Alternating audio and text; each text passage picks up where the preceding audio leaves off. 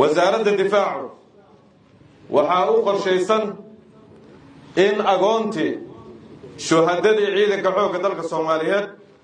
loo sameeyo hay'ad gaar ah oo iskuulkooda iyo xanaanadooda ka shaqeysa mar dhowaana insha Allah golaha wasiirada sharciga hay'adaas aan horgeyn doonaa ma dayacmayaan carruurtooda waxaan halkaan rabaa inaan uga mahadceliyo walaalaheen Turkiga oo u istaagay waqti adag inayna garab istaagaan inay gargaar keenaan in waxbarashada iyo adeegyada iyo isbitaalada ay ka shaqeeyaan haddana inay ku daraan in ciidanka ugu ciidan tayo leh oo xooggan oo maanta halkaan ka muuqda tababaraday muujinayeen inay noo soo saaraan waa ku mahadsan yihiin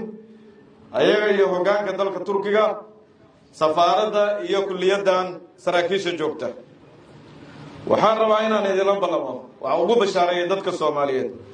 ciidankii aad ka tirsanayeen